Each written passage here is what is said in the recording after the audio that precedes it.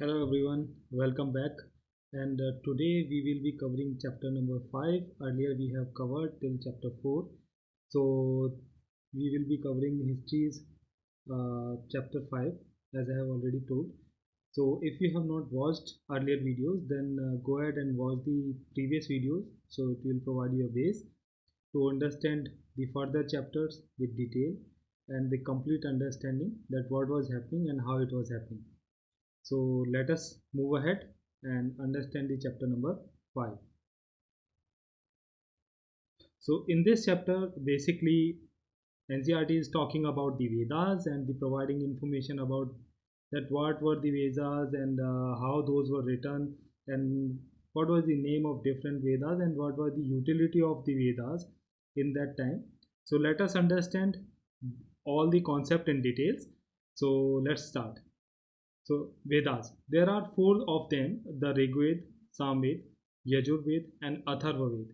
As per the Hindu tradition and mythologies, and we understand that the different gods were there. So they have also been mentioned. Few of the gods have also been mentioned in the Vedas as well. So we will look into those names as well, and that becomes important because those names have been recorded in Vedas. Okay. The oldest Veda is the Rig Veda, which was composed about 3500 years ago. The Rig Veda includes more than 1,000 hymns. So, what is hymns? So, it is also providing the detailed information about the hymns. Hymns was called as the Sukta or the well said, something which has been said very nicely. It calls as hymns or Suktas. So, keep this in mind that what was the term hymns or Sukta was means meant. Okay. These hymns are in the praise of various gods and goddesses. Three gods are especially important, as we earlier have already established the fact that the gods were mentioned and what was the name of the gods and what was the importance of those gods. So the Agni was the god of fire, whereas the Indra a warrior god, and the Soma was a plant for which a special drink was prepared. So in today's also the Soma is also referred to the some drinks which we already understand, and in those eras as well the Soma basically was a plant from which a special drink was prepared, right?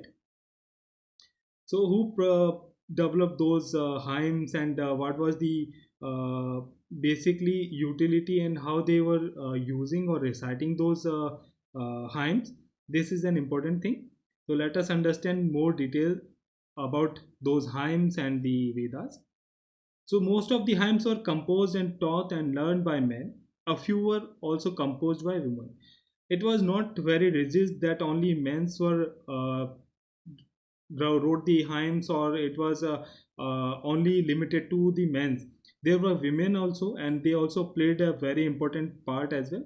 So we will understand the further chapters that how this divide developed into the late in the later phase, but earlier this phase like there was nothing this kind of thing that there was no gulf between men and women and both were doing the important works.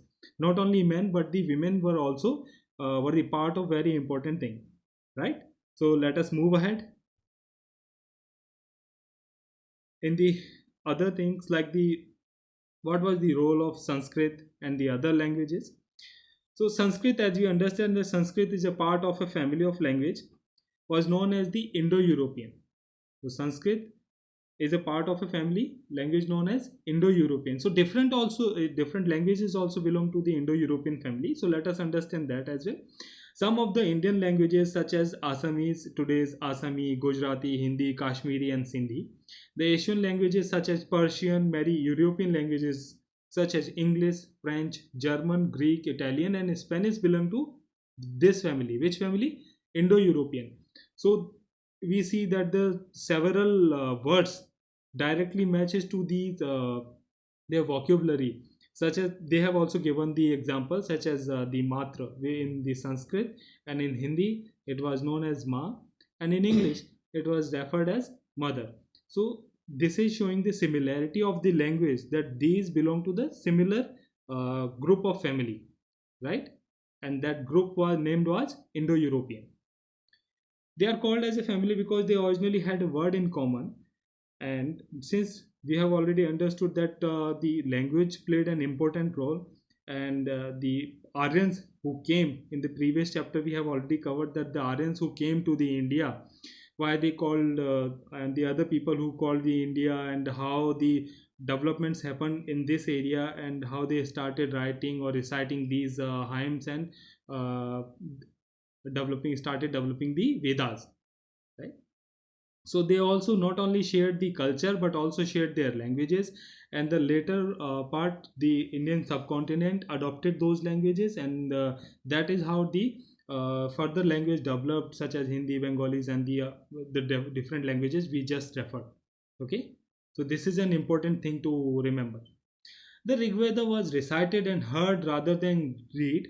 It was written down several centuries after it was first composed and printed less than 200 years ago. So it is really important to understand that the earlier Vedas were recited and heard rather than they read, because there was nothing to be written on. They were written on the, if you will pay attention, that it has clearly stated that the first composed and the printed less than 200 years ago, right? So that's why, rather than, so it was important, probably it was a part of the culture that they used to learn these things in the gurukuls, and the teacher used to taught them, they used to recite them rather than reading, and so they kept on providing this knowledge or sharing this knowledge to the further generations, and that is how they kept this knowledge alive with them, and this knowledge kept on moving ahead, right? So it is also telling us that the how historians study the Rig Veda. So let us understand how historians study the Rig Veda. Some of the hymns in the Rig Veda are in the form of dialogues. It was like, it is possible that they have written in different form, and as per the NCERT and the details which the historians have provided, the sum of the hymns, because there are several hymns as we have already referred, several hymns must have been uh, presented in different form, and the some of them have been presented in the form of dialogue. This is a part of such hymn, a dialogue between a sage named Vishwamitra and two rivers. So please make sure that you remember the name of these two rivers, because this becomes an important fact. And the name of the rivers was Bias and Satluj, because sometimes a straightforward question can be asked in the examinations as well, that what were who were the people, or the conversation which has been mentioned in the Rig Veda with the Vishwamitra was happening with whom. So then the rivers Bias and Satluj becomes important. So keep these fact in your mind, right?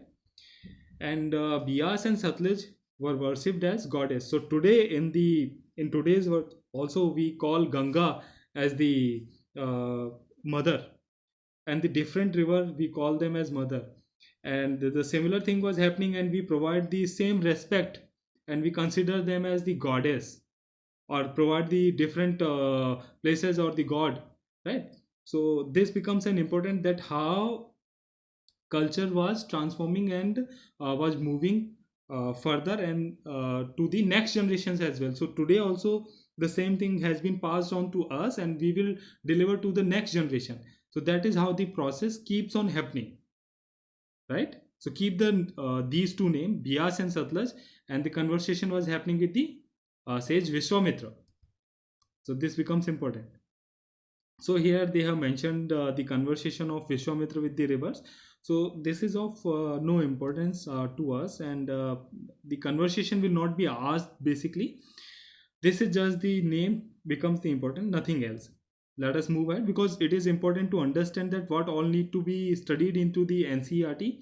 Otherwise, it will become a nightmare to revise the NCERT, and only the revision can provide you a solid base to understand and to remember things for a longer time, right? So that is why selective study becomes important. Let us move ahead and look at the other facts which was important.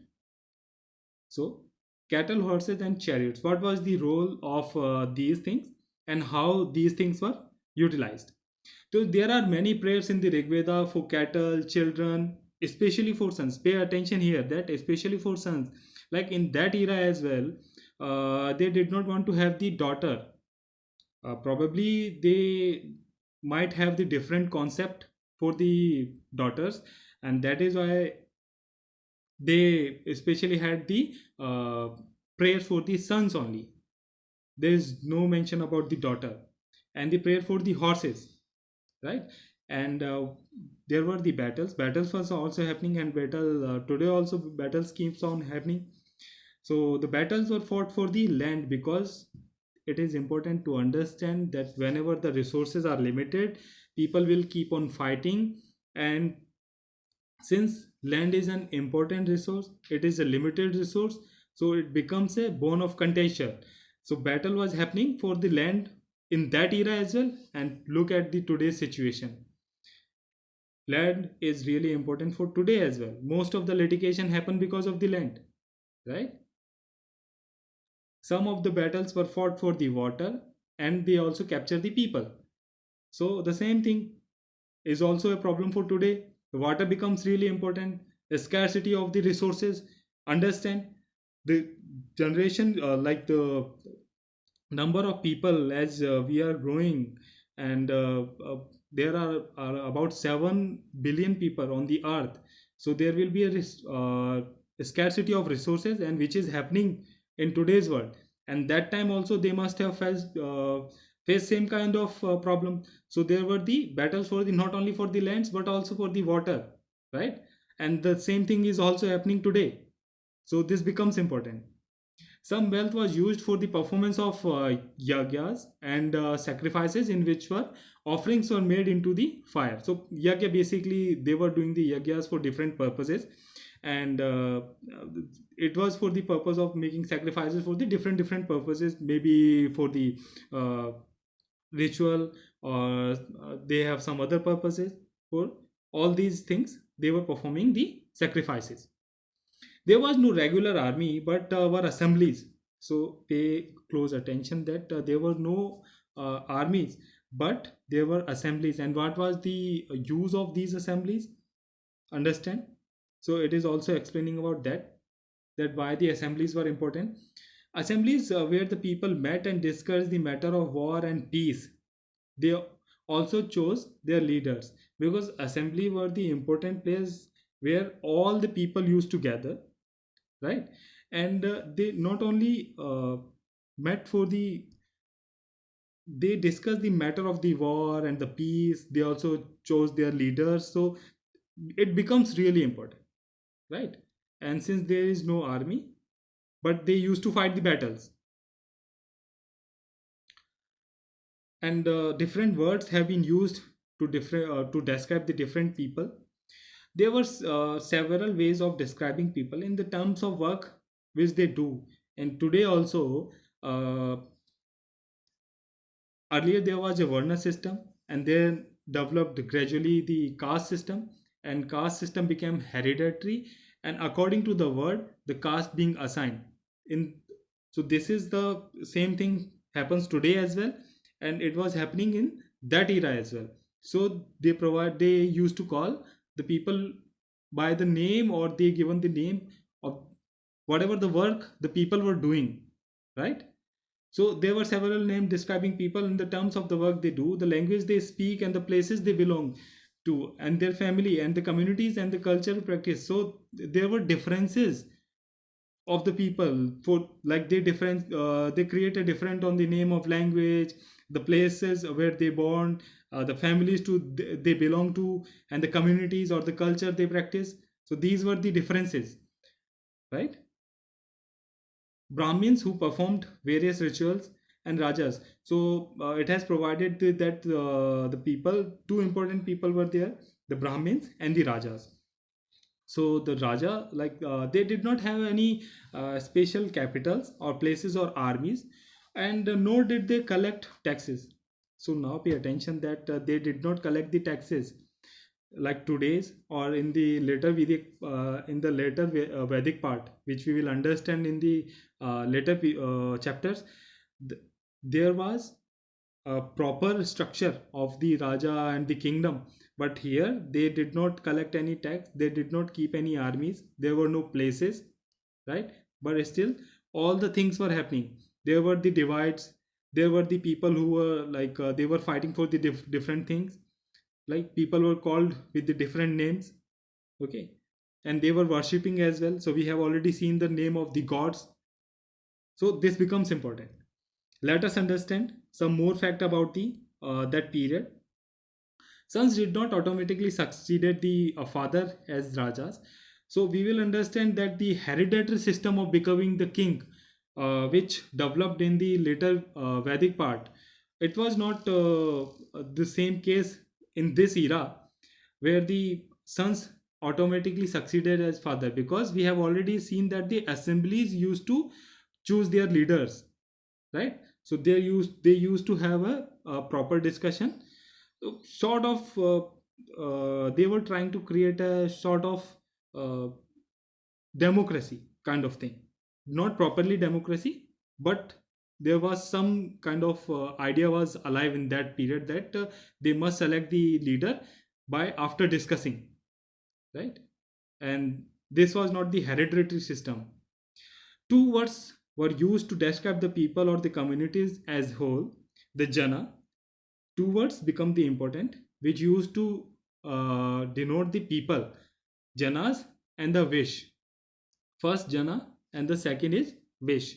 So they have also explained about these two words.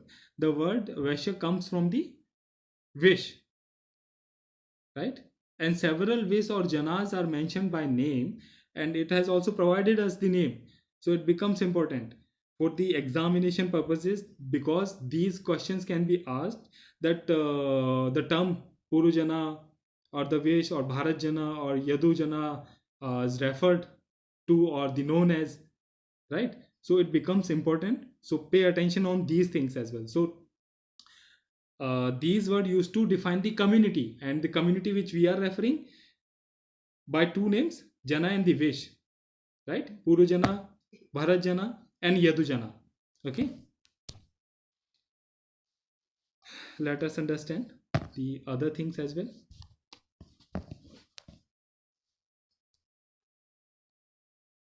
The people who composed the hymns described themselves as Aryan and called their opponent as Dasa or Dashus. So understand this concept with detailed understanding, that the people who compose these hymns, which we have already understood, right? They called themselves as Aryan, and their opponents were the Dasas or the Dashus. And these were the people who did not perform the sacrifices and probably spoke different languages, right? Terms Dasa becomes important because it may be a potential question for the prelims. The term dasa and the feminine dasi means for the female slave they used to call dasi, and for the men they used to call is dasa. And ultimately dasa and dasis means slave. The slaves were women and men who were often captured in war. They were treated as the property of their owner, who could make them do whatever work they wanted. And it was kind of a punishment once they have captured the person in the battle, the person who has lost. And they used to serve the master by becoming a slave, and they used to call them as dasa and dasis. If a man, then dasa, and if a woman, then dasi. So remember this. Then the what was happening in the next period, the stone boulders are known as megaliths, so we will look at the megaliths as well, right? So megalith means literally big stone. Mega means big, and lithos, which we have already understood the specific term that lithos refer to the stone. So megaliths altogether becomes the big stone. These were the carefully arranged by people and were used to mark as burial sites, right? So whenever somebody has died, so they used to bury them, and after that they used to put the huge boulders to just mark that site. So it becomes like, so whenever they would want to bury the next people or the other the people from the same community or different community. So those boulders used to become a symbol that these are the ground for the burial, right? The practice of cremating megaliths began about 3000 years ago. So this time period becomes important, that when and where this practice was going on, and what was the time period. So 3000 years ago, and was prevalent throughout the Deccan. So remember these places: Deccan, South India, Northeast, and the Kashmir.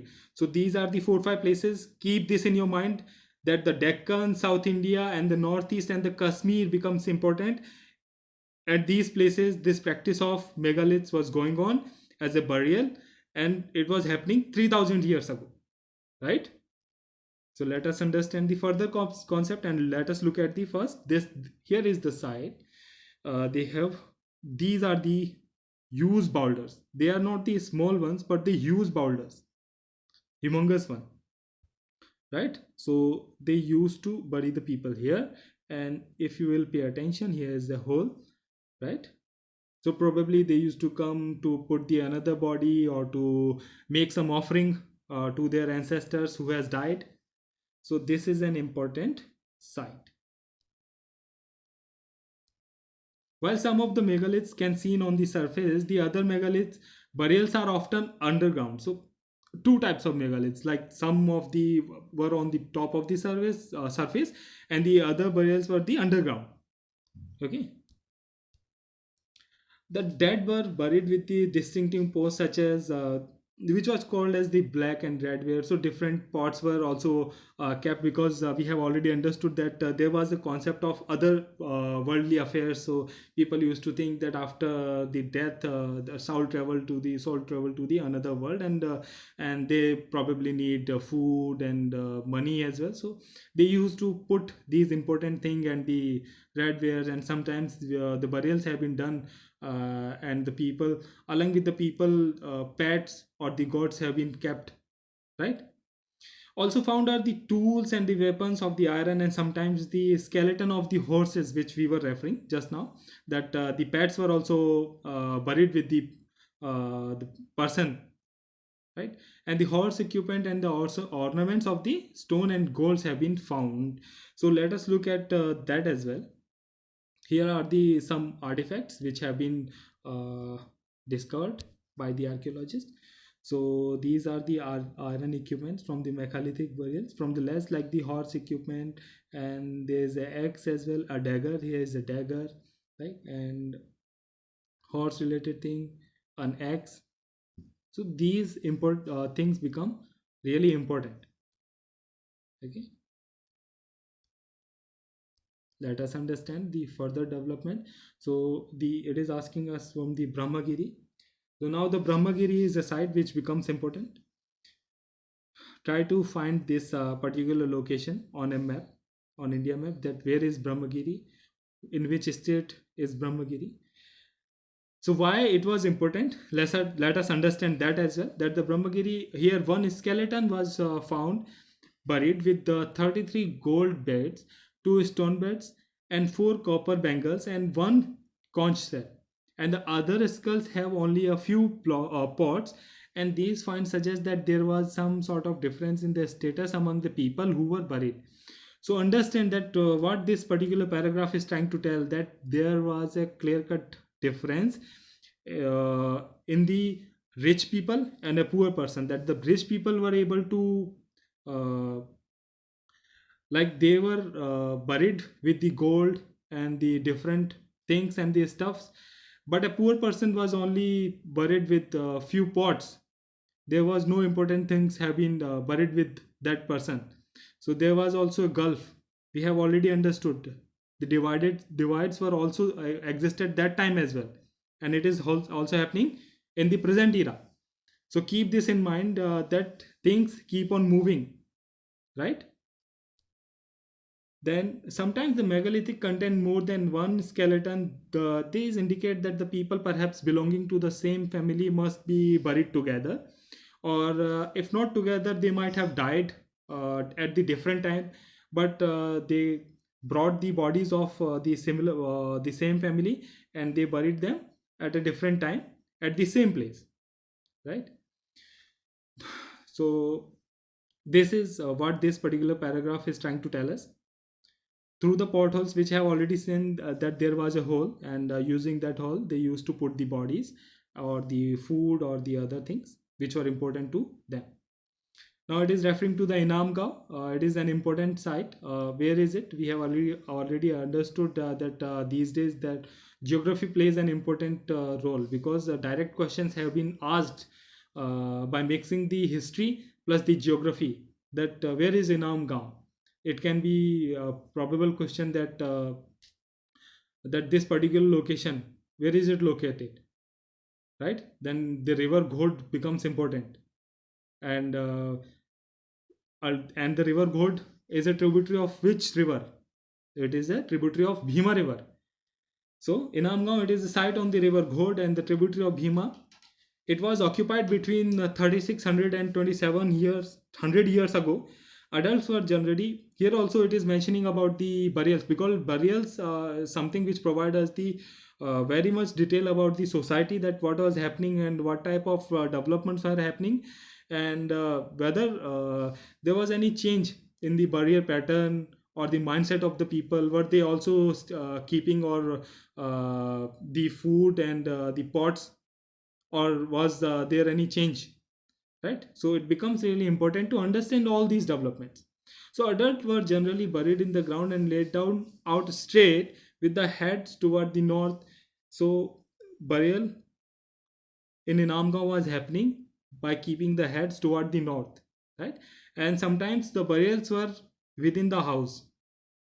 They were not in the Inamgaon, they were not taking to these people to any important places, rather than they were keeping doing it into within the house. Vessels that probably contained the food and water were placed within the dead. So the same thing was being followed here as well. They were keeping the food and the water near the dead people. Okay.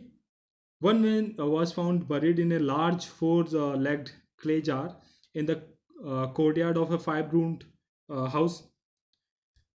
So these were the practices which were going on in that era. So this becomes an important artifact or the fact for that time. So keep this in mind. This house also had a granary.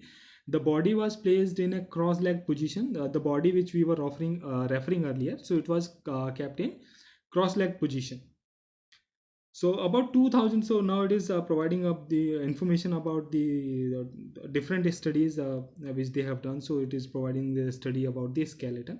So about so it has provided the detailed the information which is not important for us to understand the skeleton, and what is the different complexity or related to skeleton, rather than let us understand the fact which is important for the examination.